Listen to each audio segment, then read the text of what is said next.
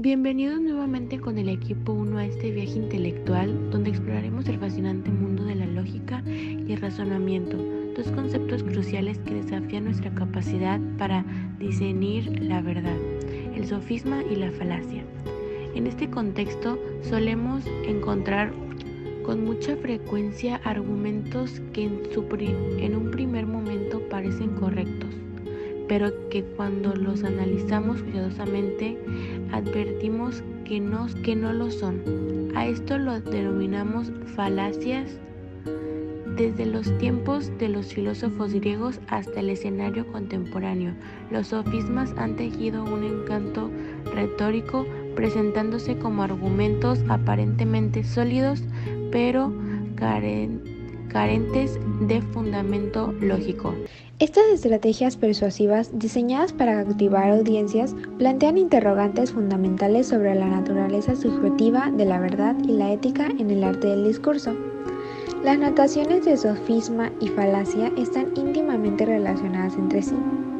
El sofisma es un tipo de falacia que, como tal, lo entenderemos como todo aquel argumento engañoso, ya que aparenta ser correcto sin serlo, pero ciertos autores han considerado que el sofisma se comete de manera intencional. Se construye o se emite con el fin de inducir o convencer para que se cumplan determinados propósitos o intereses de quien los formula a partir de lanzar situaciones capciosas, de engañar, confundir o mentir, o dígase también, de hacer trampa, o embaucar a todo aquel quien va dirigido. Conozcamos sobre los tipos de falacias y estas se dividen en formales e informales. Las formales son razonamientos no válidos, pero que a menudo se aceptan por su semejanza con formas válidas de razonamiento o inferencia. Se da un error que pasa inadvertido. Son aquellas que tienen errores en su forma, es decir, que violan alguna de las estructuras deductivamente válidas. En este sentido, cualquier argumento inválido sería una falacia. Así, por ejemplo, a partir de dos premisas como si llueve, cojo el paraguas y se da el caso que llueve, puedo concluir con validez formal que cojo el paraguas. En cambio, las falacias informales es un razonamiento que usa una persona para convencer, no aportando razones, utilizando elementos irracionales para persuadir o sonsacar, incitar a la otra. Las falacias informales son aquellas que tienen errores en su contenido, es decir, en la información que se ofrece en las premisas para derivar de ellas la conclusión. Ahora hablemos sobre falacias, de atinencia y explicar cada una de ellas.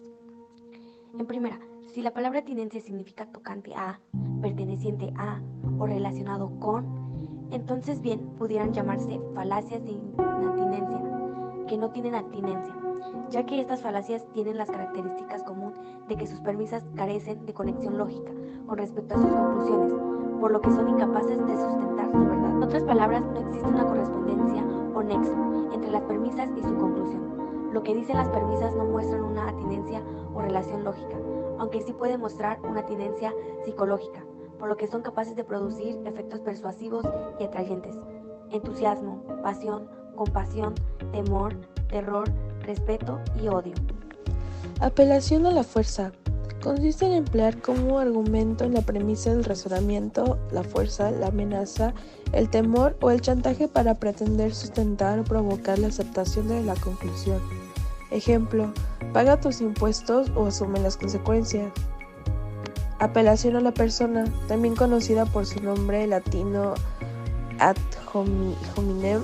La falacia contra las personas se clasifica en ofensiva y circunstancial. Ofensivas, el cual se comete cuando en vez de refutar los argumentos de una persona o a partir de contraargumentos racionales se les ataca o se les ofende directamente a la persona. Circunstancial, el ataque no se dirige directamente a la persona, sino a las circunstancias en las que se mueve o con las que se vincula creencias, ideologías, cultura, raza, etnia o grupo política. Llamado a la propiedad. Se comete cuando se pone como argumento para conseguir que se acepte una conclusión: la piedad, la compasión, lástima o súplicas.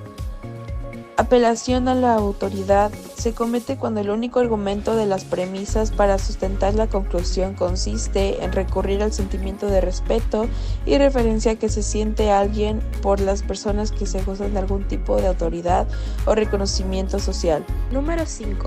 Por lo que el pueblo dice. Se comete cuando los argumentos de las premisas para sustentar la conclusión consisten en ganar el asentimiento popular, despertando todo un cúmulo de emociones, sentimientos, pasiones, entusiasmo, coraje y etc. Por ejemplo, cuando un político hace su campaña electoral argumentando que él debe de recibir nuestros votos porque toda la sociedad progresista vota por él. Número 6. Por ignorancia.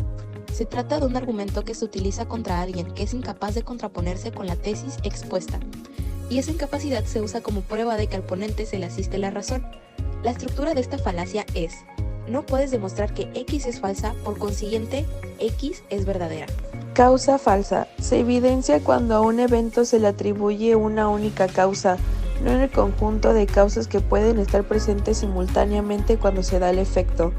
De ahí la tendencia a simplificar cuando en realidad la situación puede ser mucho más compleja. Así, ya en la investigación científica como en la vida cotidiana es común inferir o concluir que una cosa causa otra, pero establecer correctamente esta relación entre la causa y el efecto entre dos fenómenos no resulta tan fácil en muchos casos, sobre todo en la comunicación habitual de las personas. A continuación verás algunos de sus tipos. Tipos de falacias casuales. Son errores de razonamiento que ocurren cuando se asume de manera incorrecta que una causa específica es responsable de un efecto particular. Estas falacias se basan en la conexión casual entre dos eventos, pero a menudo carecen de evidencia sólida para respaldar esa relación. Ejemplo: la emigración de Ontario a Alberta aumentó poco después el gasto en ayuda social también aumentó, por lo tanto, el aumento en la inmigración causó el aumento en la ayuda social. Gracias por acompañarnos en este fascinante viaje. Sigamos explorando, aprendiendo y desafiando nuestras propias percepciones. Que esta inmersión en la lógica y la retórica nos impulse a ser pensadores críticos en un mundo saturado de argumentos. Recordemos siempre que, en la danza entre sofismas y falacias, nuestra mente crítica es la luz que guía hacia la comprensión.